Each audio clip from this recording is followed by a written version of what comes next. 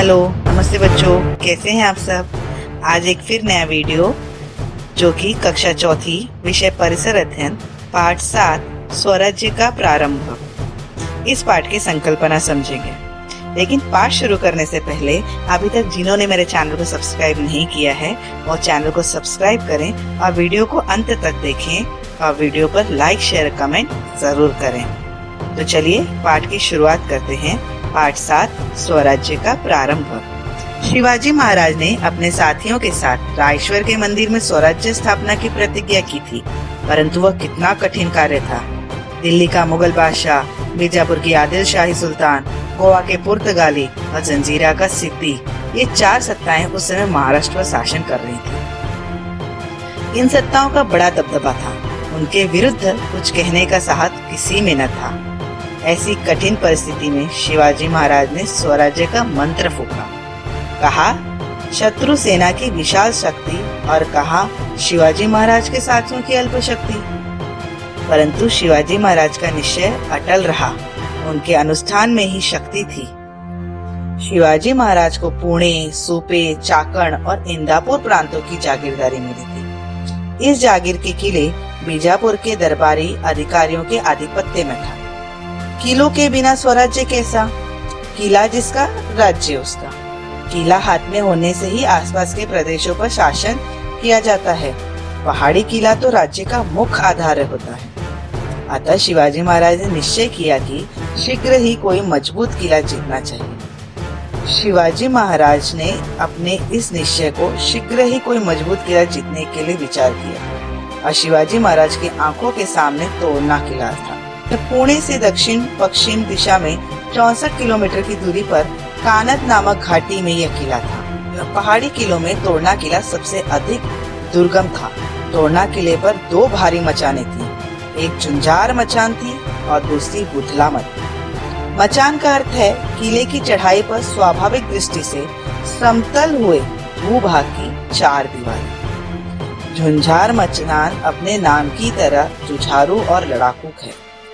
किले से नीचे उतरने के लिए एक ही मार्ग है, वह मार्ग झुंझार मचान है। वह मार्ग बड़ा कठिन है। मार्ग पर चलते समय यदि कोई संतुलन खो दे तो वह सीधा नीचे घाटी में गिर जाता है। तोरना किले की गणना महाराष्ट्र के सुदृढ़ किलों में की जाती है। किले में तोरणजाई देवी का मंदिर है, इसी से इस किले का नाम तोरणा पड़ा। ऐसा भव्य किला, परंतु आदिल शाह का उसकी ओर इतना ध्यान नहीं था। किले पर न तो पर्याप्त पहरेदारी थे और न गोला बारूद। शिवाजी महाराज ने यह देख लिया था। वे भी ठीक यही चाहते थे। उन्होंने तोरना किला जीतकर स्वराज्य का तोरण बांधने का निश्चय किया। चुने हुए मावलों का दल लेकर शिवाजी महाराज कानत की घाटी में उतरे। सभी मावलों के साथ सिंह के साहस तथा हिरण की गति से वे तोरना किले पर चढ़ गए। मावलों ने शीघ्र ही सभी मुख्य स्थान अपने अधिकार में कर लिए। तानाजी मालुसरे नामक वीर ने द्वार पर मराठों का झंडा रोक दिया। यशाजी कंक शिवाजी महाराज का विश्वसनीय और निष्ठावान सहयोगी था। उसने चौकी पर पहरा बिठाया। किला कब्जे में आ गया। सबने शिवाजी महाराज की जय जयकार की। हिंदवी स्वराज्य का हर्ष वाद्य बजने लगा। नगाड़ों तथा तुरहियों की आवाज सह्याद्री की घाटियों में गूंज उठी। शिवाजी महाराज ने इस किले का नाम प्रचंडगढ़ रखा। तोरना किले पे शिवाजी महाराज का कामकाज प्रारंभ हो गया। उन्होंने किले का सूक्ष्म निरीक्षण किया।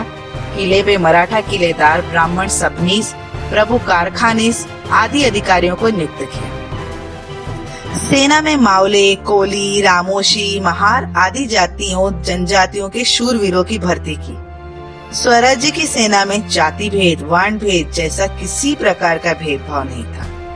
किले की मरम्मत शुरू हुई और किले आश्चर्य की बात कि काम प्रारंभ ही हुआ था कि किले में मोहरों से भरे 4 घड़े मिल गए। मोहरे मतलब सोने के सिक्के। काम करने वालों की बड़ी खुशी हुई।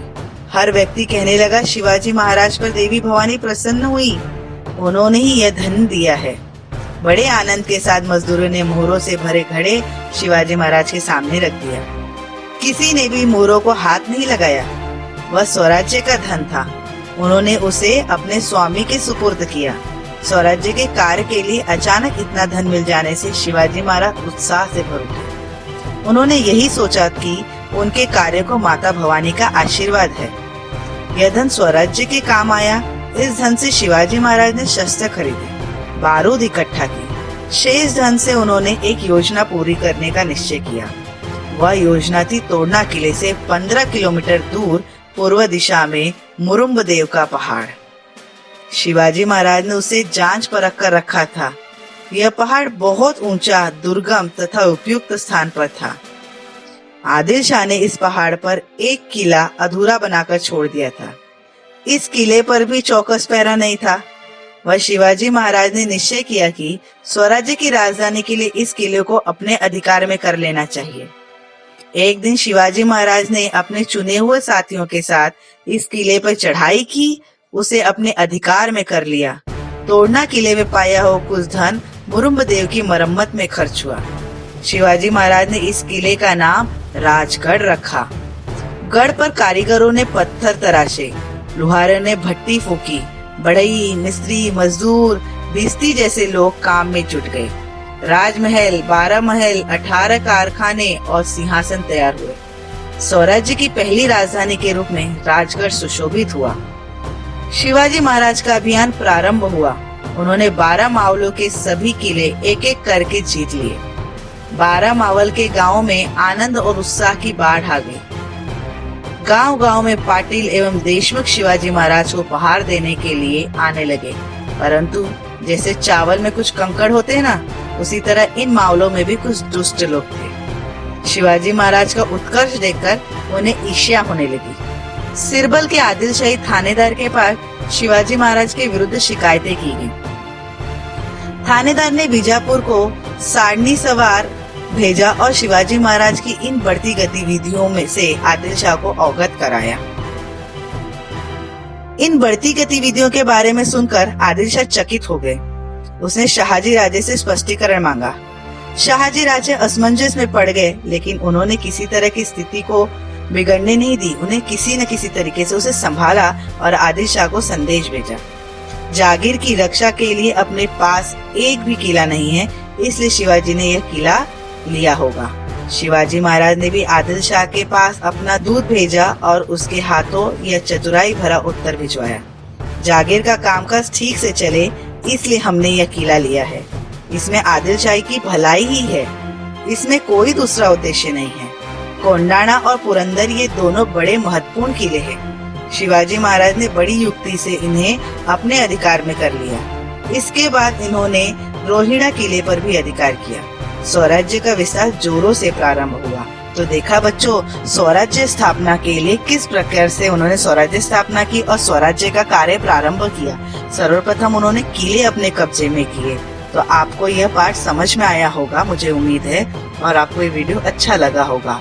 तो वीडियो को आप लाइक, शेयर और कमेंट जरूर करें, और अगर अभी तक आपने चैनल को सब्सक्राइब नहीं किया है तो चैनल को सब्सक्राइब जरूर करें। धन्यवाद।